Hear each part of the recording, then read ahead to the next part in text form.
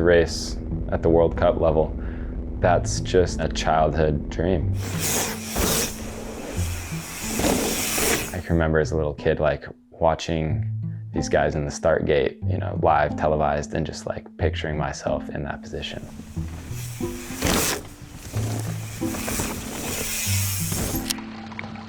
As long as I can consciously remember, I've been riding bikes.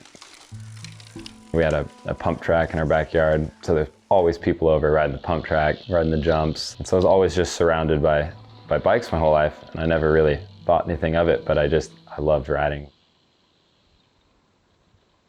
About 15, 16, I was racing downhill, and then I made the switch to enduro racing, which is what I do now.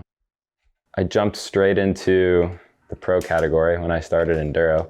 I had no idea what training was. I had no idea what nutrition was. I didn't know how to like work on my bike. Like, I just showed up with a bike. I was sleeping in my car and I just did it, and it went amazing. I had never had more fun. That's kind of when I realized that I think I wanted to like pursue racing.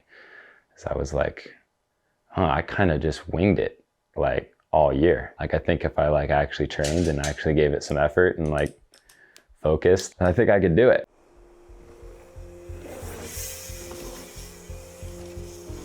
The next season went horribly. I did not have any good results. I was breaking bikes all over the place, still cramping out, still struggling.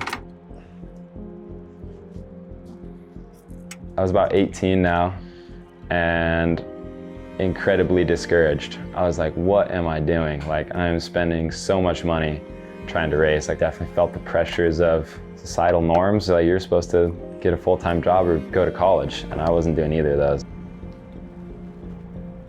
I told everyone when I graduated high school that I was going to be an electrician. I just told them that as like my scapegoat answer. This is like not something that interested me in the slightest. But I told enough people that word got around, and I ended up getting a job offer to work electrical as an apprentice, and I was like, I guess I got to do this now. It was good money. I got to tell people I was working electrical, and they ask what you're doing, and you tell them you're working a normal job. They're like, oh, good for you. But it didn't feel good. It didn't feel good when I told people I was doing something that I didn't love. Every day I was working electrical was a day I felt like I was losing towards being able to work towards my dream.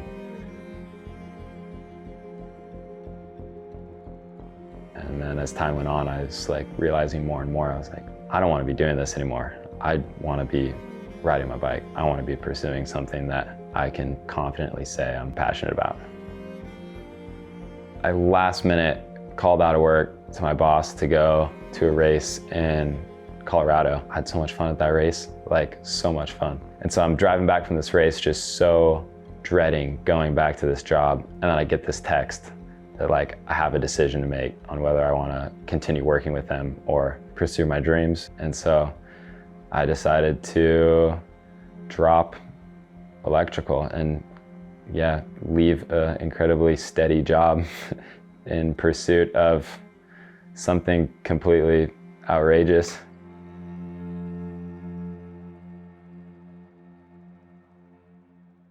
The financial piece of this is the most stressful. Like Project Bike is amazing. Like they support me and get me out to races, and I'm just kind of scraping by with not a whole lot of savings in my pocket, but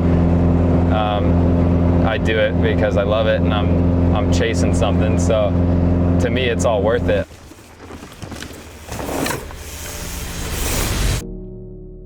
I made the decision to head out to this race in California called the Sea Otter Classic.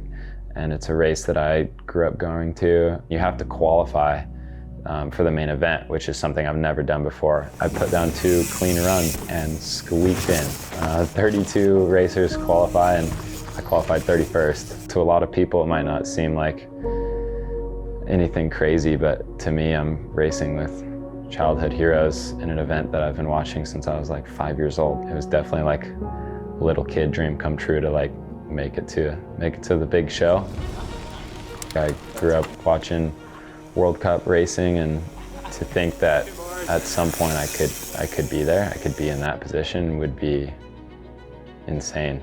I don't feel like I have to be competitive on the world stage right now or in the next 3, 4, 5 years. Like the guys who are on top are in their 30s and they've been doing this for years. Like it's pretty confidence inspiring to know that like you got time. If you keep it up, if you be persistent and consistent, then you could be there one day.